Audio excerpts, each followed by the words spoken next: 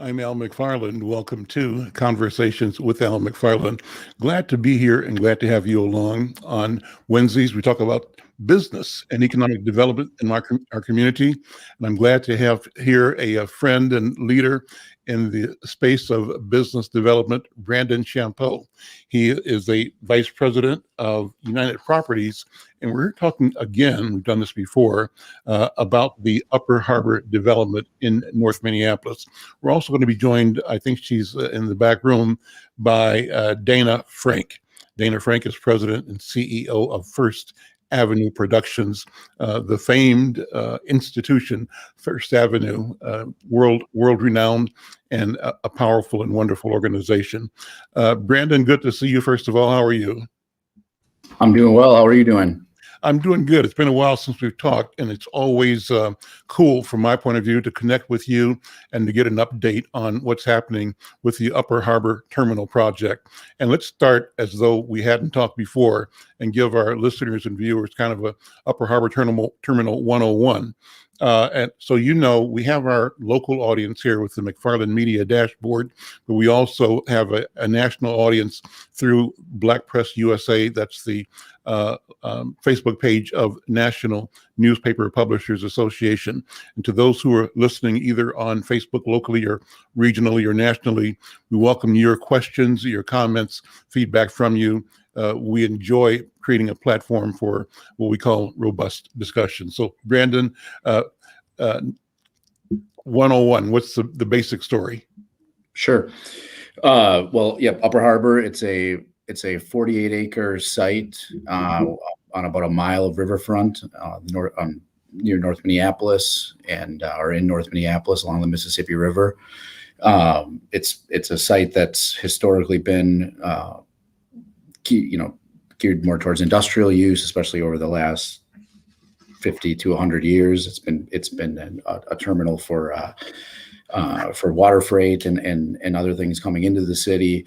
And over the last 5 years, our team, including Dana and Devin George now and ourselves here at United Properties, have been involved in a planning process with the city and the community to figure out what the future of these 48 acres should be.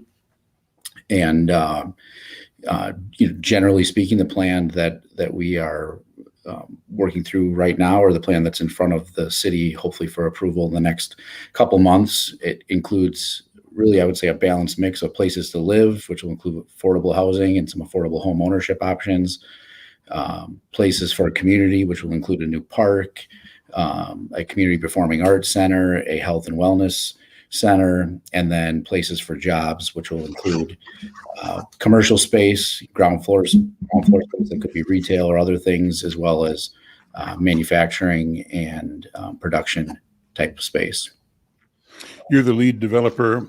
If you would, Brandon, take a minute and talk about the powerful organization that you represent. I think your company is one of the jewels of the region, possibly of the nation. Sort of do a little bragging about United Properties. Sure. No, I appreciate that as well. And United Properties, we're a development company here based in Minneapolis. We've got offices in Denver and Austin, Texas as well. And have been primarily focused on commercial and senior housing development for over 100 years now. We were formed in 1916 and are owned by the Polad family here, who also owns the Minnesota Twins, among many other businesses here in town. And we, as I said, have focused primarily on commercial, including industrial, office, mixed use type of properties, as well as senior housing. And what's exciting for us with Upper Harbor, particularly in our partnership with Devin George, is that it's a chance for us to get into more affordable housing, which we have do not have a strong history of doing, but that has changed through the course of this project, and we're excited about that. So. Great. Dana Frank, as I mentioned, is president and CEO of First Avenue Productions. It's Minnesota's leading independently owned and operated concert venue and promoter. Dana has expanded the business beyond its star-adorned walls, the iconic First Avenue building downtown. and she's expanded her enterprise to include the Fine Line, the Turf Club, the Palace Theater, and the Fitzgerald Theater in St. Paul. She's currently working with the public to develop a community performing arts center on the Mississippi riverfront. She's a founding board member of the National Independent Venue Association, and that group is working to secure financial support to preserve the national ecosystem of independent venues and promoters. Dana is a strong LGBTQ plus advocate. She's a 2018 Henry Crown Fellow at the Aspen Institute and a firm believer in community building through live music. Dana, this is our first time talking for more than 2 seconds at a time, but it's good to see you and good to have you in conversation here. So I'm really looking forward to the conversation.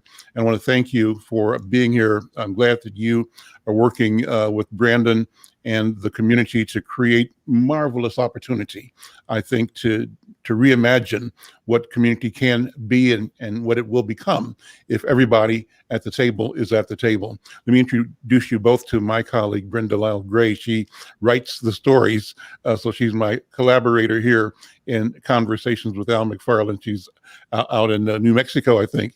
And just for fun's sake, Brenda and I went to kindergarten together.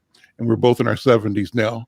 So we go back a long ways and we intuit a lot just in looking at how the world looks from where we saw it as kindergartners. And it's a fun thing. But Dana, again, thank you so much for being here. It's so good to have this time with you. And I want to start just by asking you to not talk about this development, but about the whole challenge your industry has faced during shutdown, COVID-19. Hopefully you're coming out of it now and people are going back into clubs and live music is going to be around again. But I'd love to get that firsthand story from you of how it looked for you personally with all the venues you have here in Twin Cities and how you and your colleagues nationwide have been able to weather the storm. Some haven't, but hopefully, most will. Yeah, first of all, thank you so much for having us and having me on. It's such an honor and a pleasure to be here.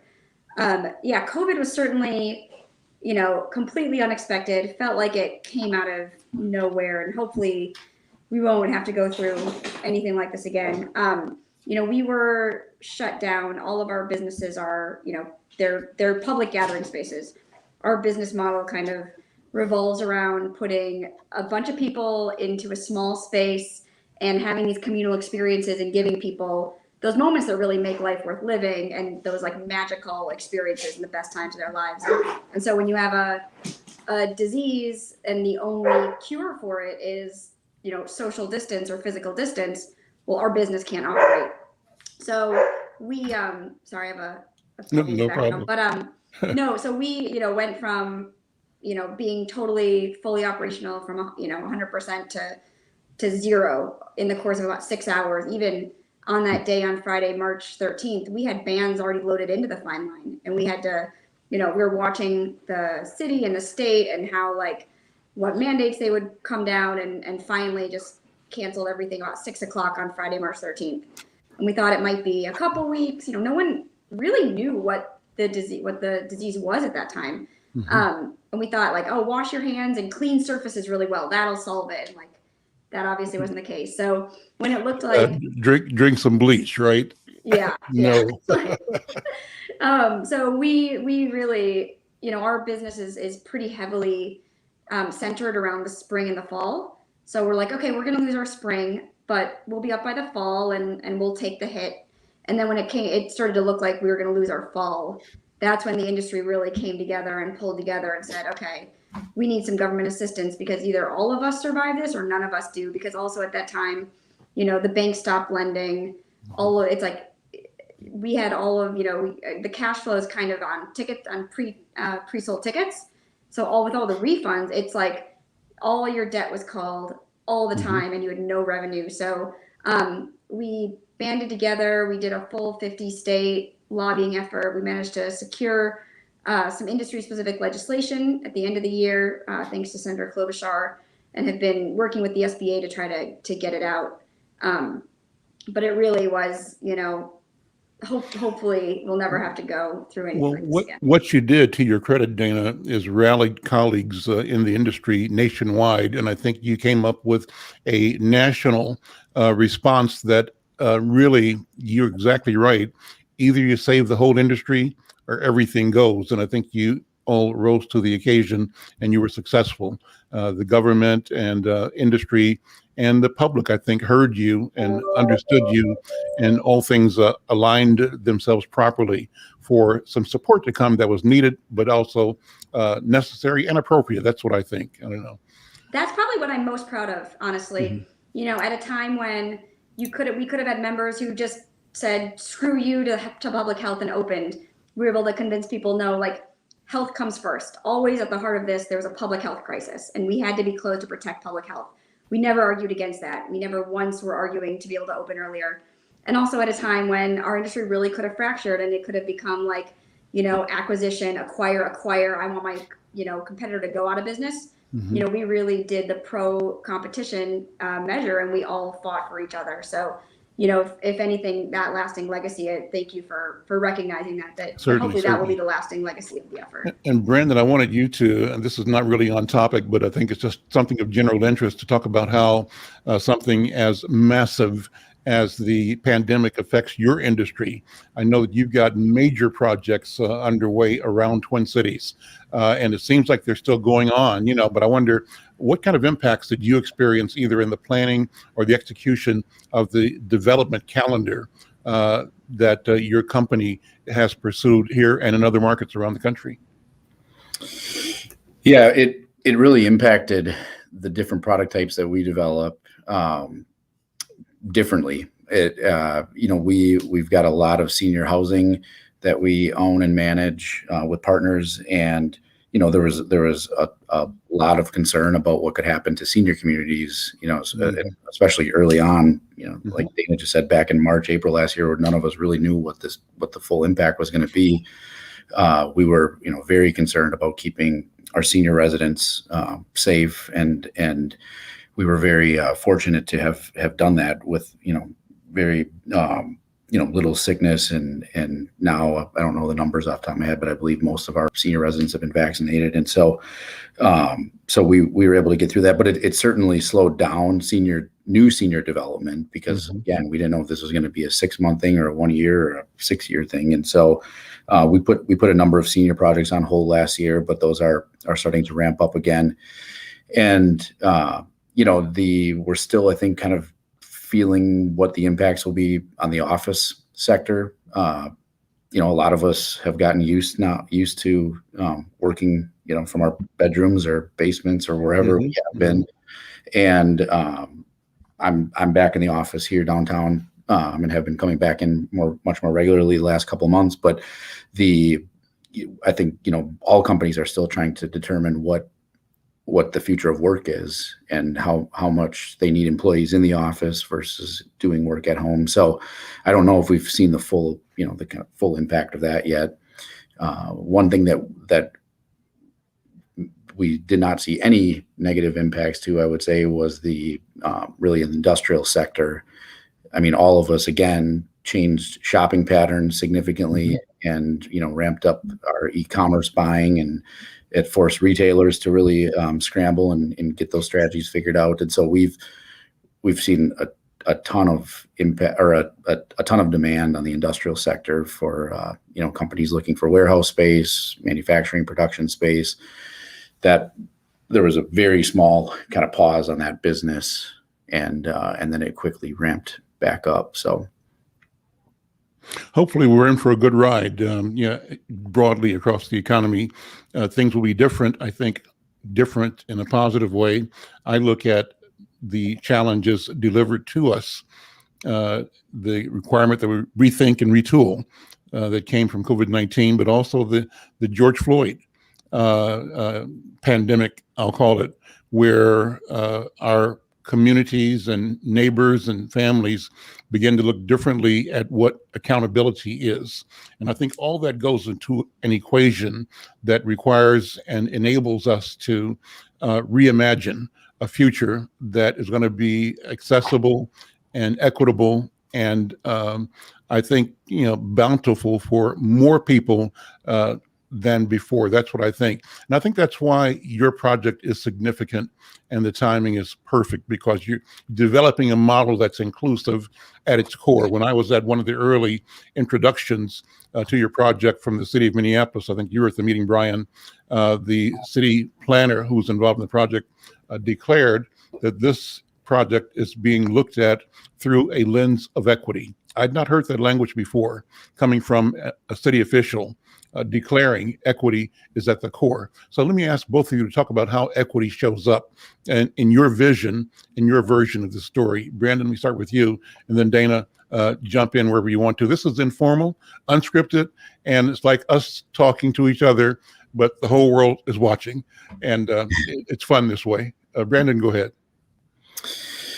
Yeah, no, I agree. I would say that this project for many years now, and I think I probably speak for Dana on this as well, and I know I speak for a number of the city staff and officials that we've been working with closely, has forced all of us to rethink how development happens, and especially in areas that have had the kind of historic and current trauma that the neighborhoods in North have been experiencing. And I would say that I didn't know that going into this project. It's been something that's been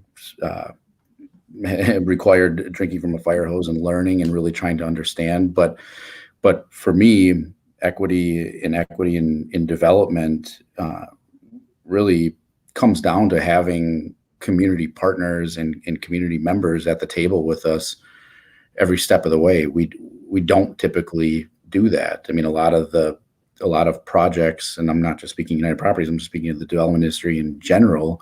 Mm-hmm. A lot of projects are planned, envisioned, by the development team, which includes us and our designers and our engineers and whatnot, and then kind of brought out to a neighborhood group or whatever, and then a small negotiation happens there on minor changes and things. But it's a very transactional kind of I would say interaction with community, and a lot of times economics win out on what's going to end up happening there. Mm-hmm. In the case of this project, we learned a few years ago that couldn't be the case, that we had to really stop trying to just impose what we thought was the right thing to do, and really stop and listen and understand what the community needed and what they wanted, and then try to balance that kind of current need with future aspirations, and then do it in a feasible and implementable model, because at the end of the day, we still do need to get to that point. But I would say for us,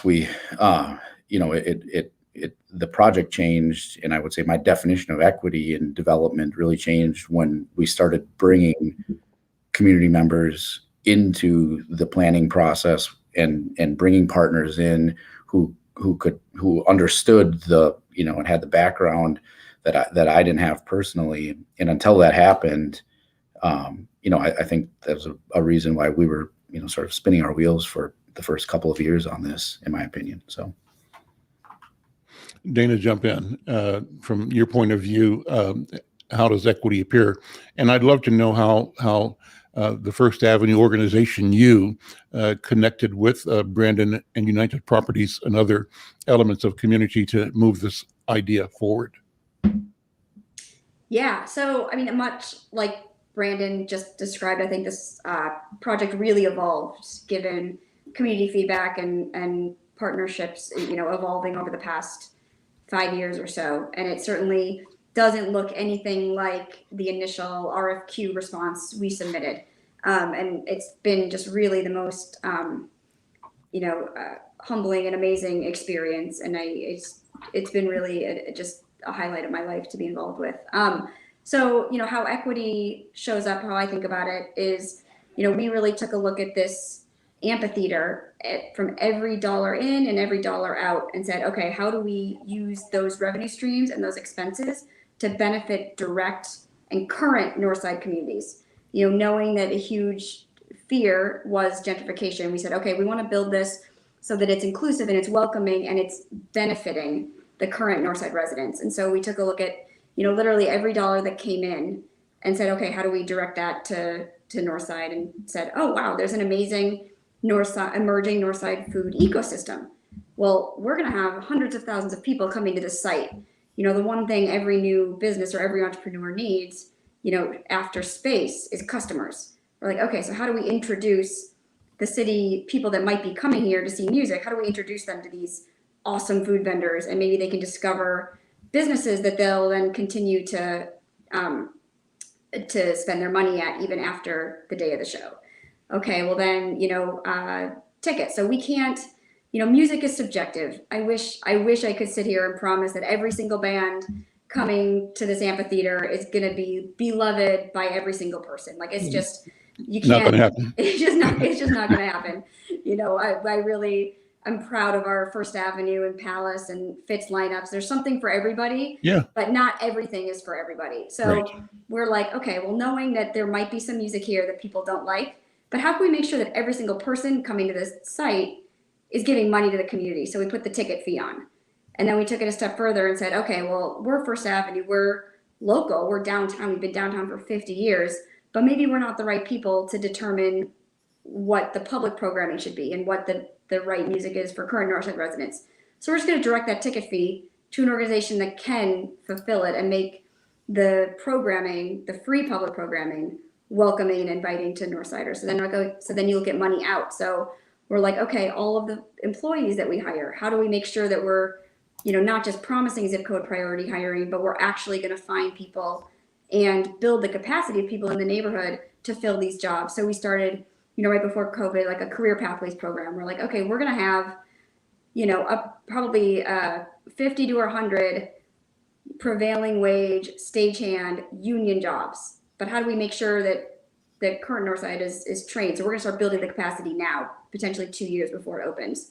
And, the summer employment at the amphitheater might not be, family sustaining, but hey, there's a lot of youth that could really use this $5,000 to $10,000 over the summer to support their higher education and to help, bring money into their households. So how do we make sure that? So, working with youth education. So that's how equity shows up in the project to me. It might not be, easy to describe on paper, but the overall program is, you see an amphitheater picture, but then you look at how it operates and every single element is designed to benefit directly and indirectly current Northside residents.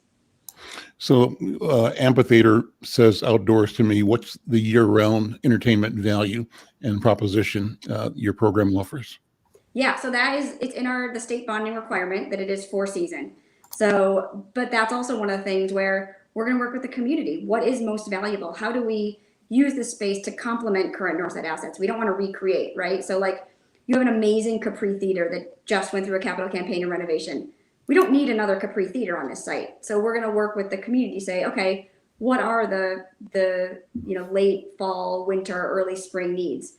Is it an ice skating rink? Is it a sledding hill? Is it like, how do we make sure that this is activated? Because that, unlike a traditional developer, we're an operator. So like, we're going to build it and we're going to be there every day. So it's better for everybody if what's built on this site is utilized and not what's our vision or my vision, but actually the community vision, so that we make sure that people use it and it is the most valuable property it can be.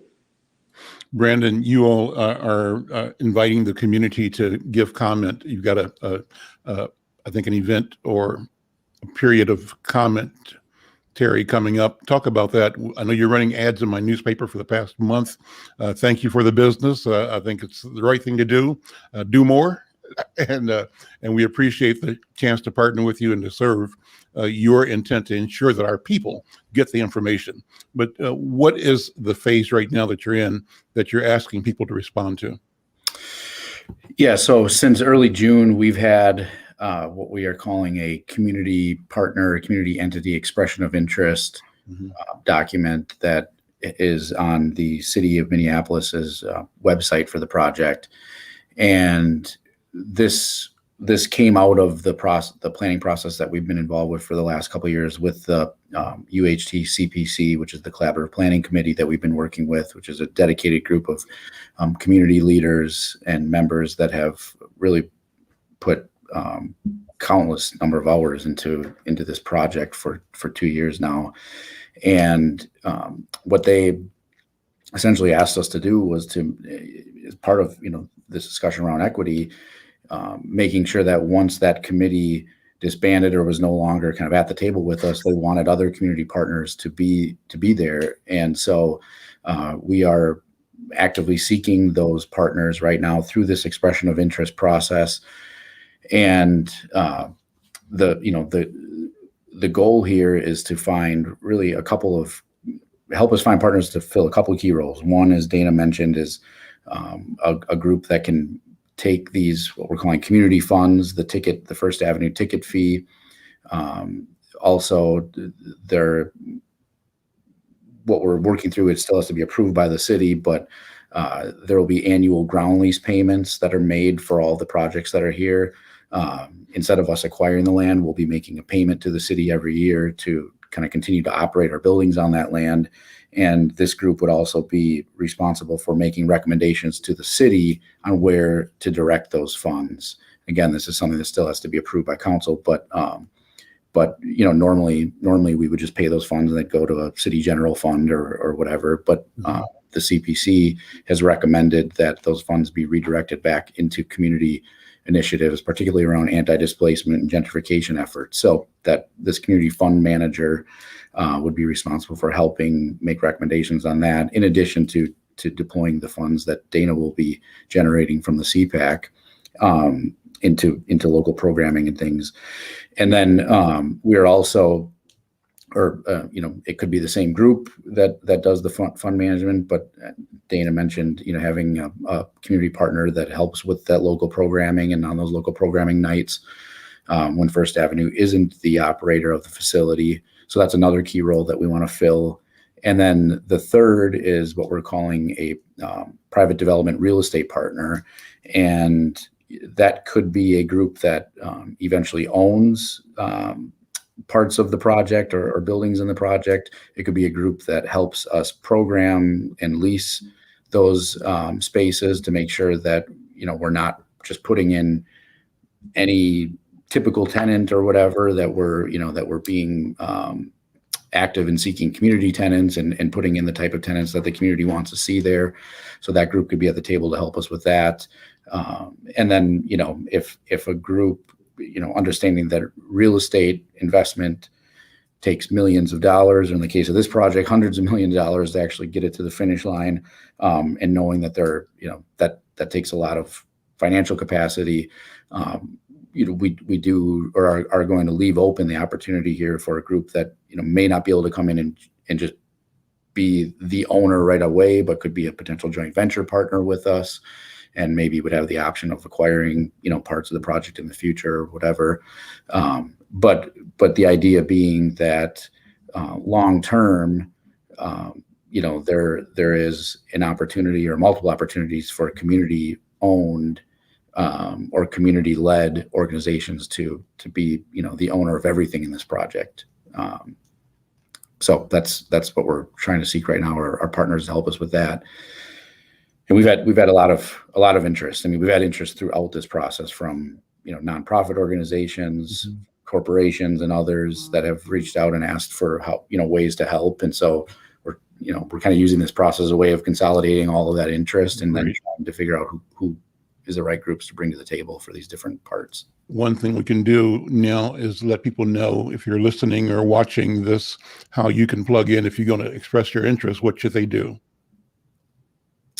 Yeah, it's the website is Upper Harbor MPLS. I can put it in the chat too. I'll just put the direct link. Well, just say it though. Just say it so people can hear it from you as well. Let me make sure I get it right then. Because it is Upper Harbor MPLS.com/UHT-redevelopment. And again, I'll put the link into the chat, but that's where you can go download all the documents Mhm. for the expression of interest, and kind of understand. It provides a lot more detail. You can read the coordinated plan there. You can read the years of documents and things that we put together for all the engagement and meetings that we've done. But that's I'll send it here, and yeah, we'd like to hear from everybody who has interest in different parts of this project. So we're trying to leave no stone unturned here. You mentioned how big a deal this is. I recall as a reporter watching and reporting on the Holman project. I don't know if you remember that at all. Holman Field was the old projects, Sumner Olson and Glenwood Lindale projects that were by court order disassembled because the evidence, they were a good idea at the time, but the evidence over time indicated that this was a public failure and not intentional but effective concentration of poverty and of redlining. Back before that was kind of a public buzzword, but the consequence of it was that a concentration of poor Black and brown and poor white people in North Minneapolis in the projects. And so as part of a national move, our city was able to get federal support to disassemble the projects and to build market rate and affordable and new housing. And that was hailed as the biggest development in the history of North Minneapolis. And I'm thinking that your project may be even bigger than that. So I raise that to ask you to put in perspective how massive of an investment this represents. And I'm thinking the bigger the better, because bigger and better both mean, to me, the promise of sustainability. And if there's an inclusion that's intentional, it means figuring out how we support homeowners and renters becoming homeowners, and schools and arts organizations and small businesses and manufacturers and startup businesses and incubators. All these things that are related have a stake in the success of this venture and have a right to both bring their great ideas and their hopes, but also to expect to benefit, because that's the American way, I believe. So describe this picture again and give our viewers and listeners an idea that how this thing unfolds in your own mind's eye. And Dana, you do the same from your perspective as a partner in that, if you would. I love good stories. So I want you to tell a story that gets me excited about what I'm going to be seeing unfold. Yeah, well, I'll start, and I think, I think you've hit on the crux of the biggest challenge, at least, or one of the biggest challenges that we've gone through with this process is, and I would say for me, I had a mental shift a few years ago, and I don't remember the community member that said this, but when we were showing a lot of pretty pictures of the project and renderings and things that it would look like, I quite frankly just could not understand why people weren't getting excited about it. And one community member stood up at one of our meetings and said, we don't care if it's $1 billion that you're going to invest in this site. She said, we don't see ourselves in those pictures. And so, therefore this, everything you're showing us is scaring us more than anything, because it's going to lead to accelerated displacement or gentrification. And that for me, that moment was a very, I would say, trajectory changing moment in my mind about having to, kind of stop and rethink how we're approaching this and making sure that we are doing the right thing. And the challenge with that is that we want this to be a project that balances aspiration and really what the Northside communities want for their future, but also provides, addresses kind of current needs and current challenges. So, affordable housing, for instance, affordable housing is absolutely something that's needed in many neighborhoods right now, especially north. However, the end goal is not for everybody to get into affordable housing. The end goal is for, people to live in affordable housing as long as they need to, but to build enough wealth to make a down payment on a home and be able to then build equity in the home. So, and so every single thing that we're doing with this project, I think, is trying to address one of those kind of current needs or current community priorities, but also leaving some room for the aspirational stuff to still be part of it, so that this is a place that people are excited to come to and inspired when they're here. And so, some kind of specific ways that we're doing that with our housing are to have truly affordable rental housing that we're doing in partnership with Devin George, but then to also provide some affordable home ownership options. And they may be, ground floor townhomes in the project or whatever, but the ability to, rent more affordably, and then over time maybe move into one of the home ownership options where you could build equity.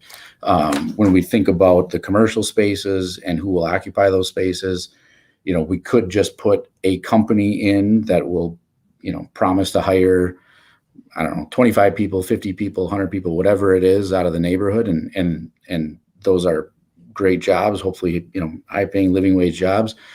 But we're also saying, well, what if, are there ways that we can work with or help build capacity for Northside entrepreneurs?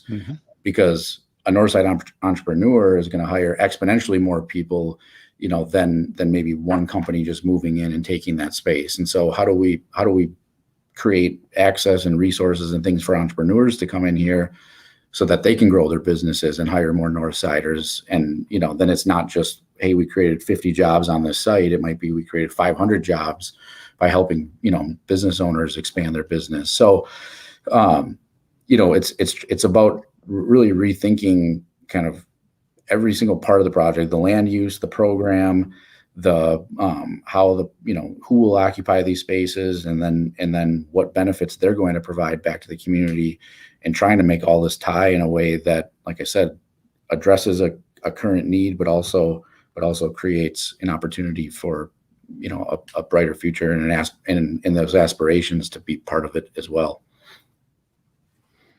Dana? Yeah, I think Brandon said it perfectly, but just adding on for a second, this development has the opportunity to take 48 acres of heavy industry.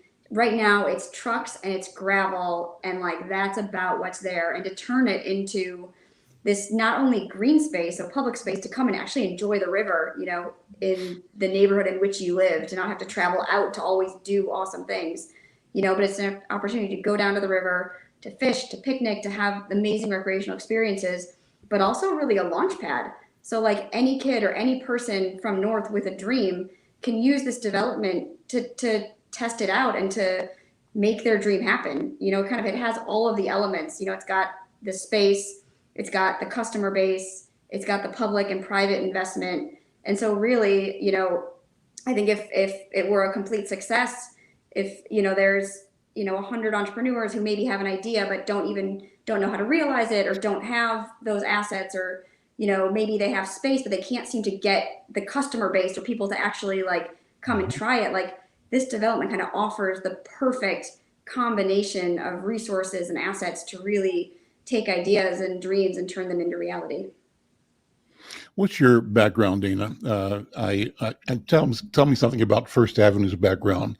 Obviously, your institution, your flagship, I call it the flagship, is a national treasure for all kinds of good reasons. But I'd love to hear it from you. What do you think about what you've done as a business organization? And I'd love to hear your personal story as well. Yeah, so I didn't grow up the daughter of a club owner. My father was tangentially involved in First Avenue.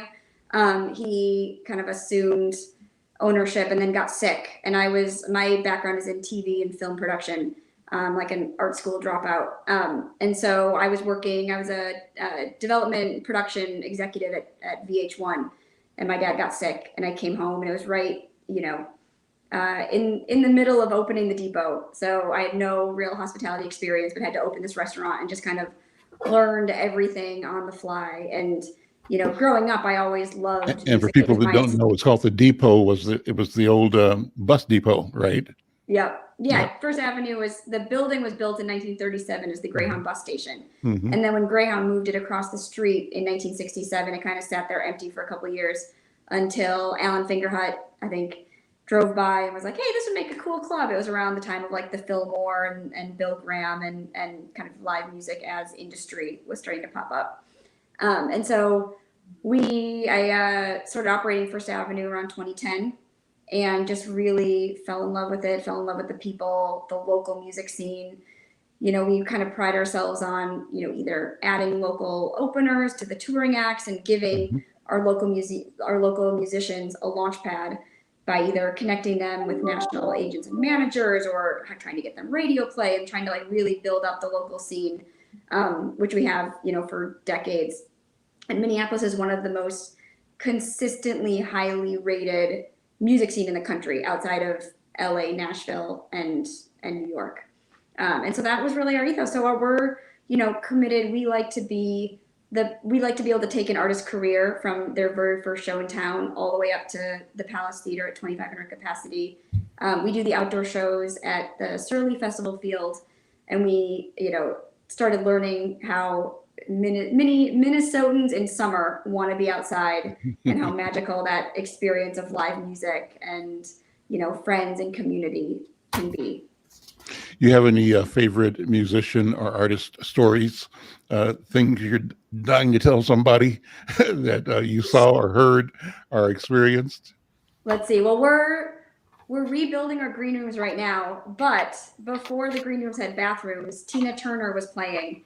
It was the Ike Turner Experience, and we did not have a bathroom, so Ms. Turner had to pee in a bucket behind the stage. That's one of my favorite stories. U2 was playing their first tour in the country, was in the entry and wrote October Sky while they were like right before their show in the entry. What else? I mean, obviously Prince. Prince, yeah. Just Right. Prince. Yeah, Purple Rain. Yeah, yeah. Yeah. Cool. And Brandon, what's your story? You've got a connection to music as well. That's what I know, that people might not know about you, but I think it's a wonderful story. Talk about your own personal background, how you ended up being a developer, but you didn't start there. Yeah, my original goal, and it's still my goal, was to have my own record label someday. So when I was back in college over 20 years ago now, actually moved out to LA for a time to work in the music industry. I worked for a brief period with Def Jam Records out there, and then started doing like management of a couple of local artists out there. And but for the fact that I just ran out of money, Dana knows how expensive it is to live in Los Angeles, especially doing it as a college kid on a really no salary. And so after I kind of ran out of money, or did run out of money, I came back and finished my degree here, and then got into development after that. But I mean, I always had a passion for real estate and real estate investment and just, city building. And so it was kind of a second love for me. But yeah, music is definitely my first love, and hopefully someday I can get back into it. Well, I hope that this is one of the pathways to make that materialize again. I think that, kind of the whole world is open to us right now. And what it simply requires is courage. Both of you bring plenty of that in your personal careers and in your business careers. And I think that as you collect and collaborate with other people, equally courageous and visionary and committed, people with fire, who want to make things happen for themselves, but also still committed to changing the world, making it better, being successful. I think that that's the beauty of the opportunity. It's also the beauty of having to deal with things that scare us. The scariness of the pandemic and the scariness of the social justice changes that we're looking at. I mean, things are not going to be the same. It's going to be different. But understanding that and believing that therein lies a pathway to greater opportunity, I think is one of the keys to build this and to move it forward in the right way. We're about done with this interview, but you guys are going to be on with me again next Tuesday, I think. You and perhaps some other people too. And the reason we want to do this is to make sure that we've extended our platforms, because we think your work is critical. It's important. We think our communities are important, and our presence is critical. And so whatever we can do to broaden the interface between you and the publics we serve, we want to do that, and we're pleased to do it. And we hope that it is meaningful to you. I think it's meaningful to the people that read my newspaper and hear me on social media and the radio. So next Tuesday's program will actually be a broadcast live plus social media broadcast on the Tuesday version of Conversations with Al McFarlane on KFAI 90.3 FM. I'm looking forward to that. Any other questions or any other things? What do you want people to ask you about the project or about music, Dana? What question have you been looking to answer, but nobody's brought it to you yet?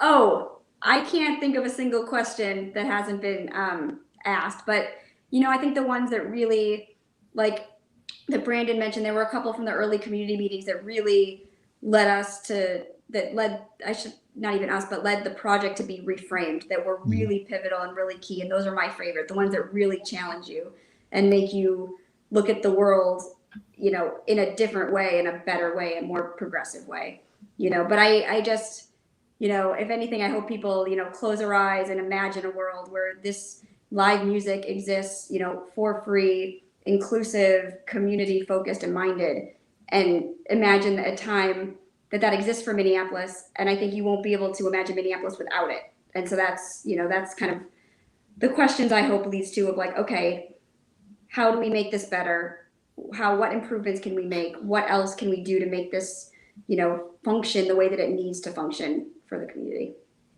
Dana, do you see Minneapolis emerging or continuing to emerge as a music capital of the world like it did? It kind of did it, not so much with Prince, but as Prince grew and his renown exploded. I don't know if stuff changed underground here, but, and I can't really picture the relationship between the aura and the artist. Right, but they're both there.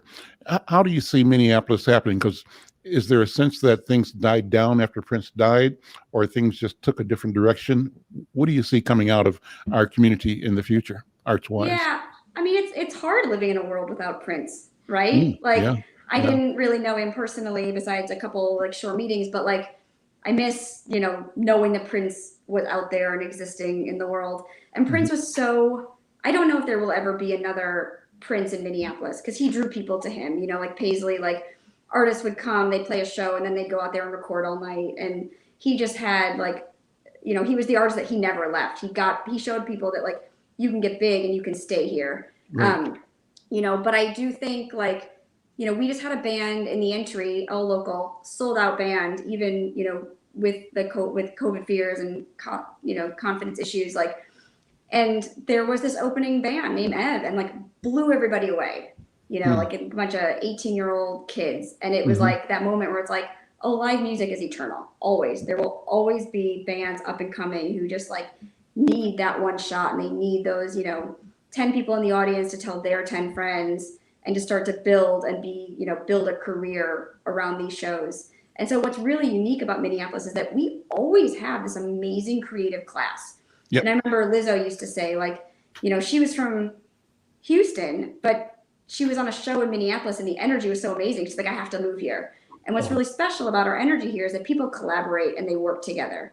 That's really unique. In other scenes, you have like the rockers over here, metal here, hip hop here. But in Minneapolis, everyone works together, everyone collaborates, and it allows every artist to really grow and develop outside of their own silos. And I don't think that will change. And I think that's part of the reason why we always have this emerging class of artists. We have a really open attitude, and you have really established producers who are dying to work with the new faces. And so it just keeps like progenerating this amazing creative class here. I saw the Marley Boys down at First Avenue. That was a great show, and had a lot of great music experiences down at First Avenue. And I'm glad that you're managing and growing the Fine Line, because that was a favorite place for my family. My brothers Wayne and ipso facto, but they held court there for a number of years as a leading reggae regional band. And so there are places that mean a lot to a lot of people for all kinds of reasons. And I'm glad to see that, again, the world is opening up again and that you're part of making it happen. We have the Whalers coming at the end of August. Yeah, let's do some promotion right now. What else is coming up soon? What else? I'm looking. No, I just remember that one. Because that's like on my personal calendar. I was like, gotta be there for that show. I'm going to introduce you to a band in fact, when this, maybe Kelvin, if you're listening, who's behind the scenes, pull up the music of Phil McFarlane and Earth Cry. And we'll close the show with an Earth Cry tune. I'm doing this just for you, Dana, because they're going to be coming here, I think, at the end of the month and playing over at the Pimento Club over on it's a reggae band out of Kingston. That's my cousin. And but they ought to be connected to you and to the opportunities that you can open for them. Well, with that, any other questions or comments? Brandon, any other thing you want to say right now? And we can regroup and I'll have more questions or some of the same questions when we talk again Tuesday for a different audience. But I've enjoyed this conversation. Yeah, I don't have anything else to add. I appreciate the opportunity, Al, to be here and continue to talk about the project, and appreciate you've asked hard questions to us too over the years, but you've been supportive of trying to get the right thing done here, and so appreciate all the time and when we talk Tuesday, I like to focus on the timelines. So because we've been talking for a few years now, and it'd be great to be able to fix as much as you possibly can in the public mind when they can see brick and mortar and roads and begin to do the things. So Calvin, if you're there, why don't you close the program out with music from Earth Cry, if you have it.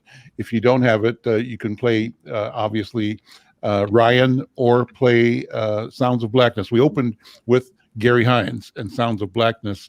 Time for Reparations, timely, great tune, and a great example of Minnesota talent as well. I'm Al McFarlane. We'll see you next time. Take care. Thanks, guys. Thank you. Bye-bye.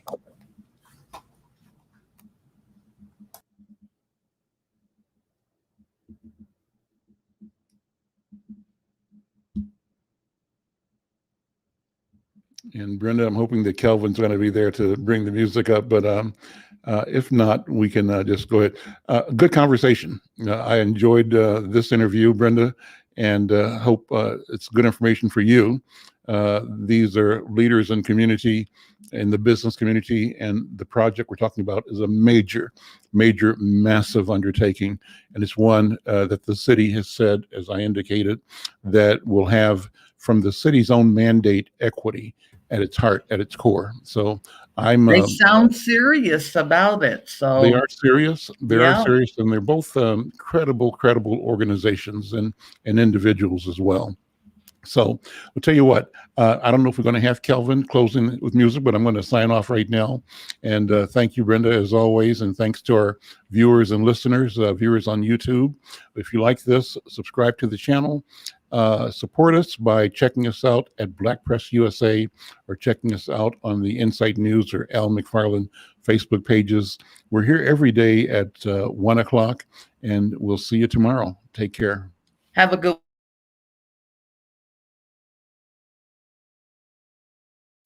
Oh, Queen Justice, where are you? Did they beat you up or no? Lock you underground, take the crown away from you? Oh, Lady Liberty, red, white, and blue. Did they take your dignity with their bigotry? Teach you that you're born to lose. Free or guilty, it's gonna get filthy. Better believe, roll up your sleeves. It's gonna get rough, it's gonna be tough. We all agree, we've had enough. We've had enough of all the rules you break. We've had enough of all the money you make. We've had enough. No more life gets taken. We've had enough. This is a proclamation.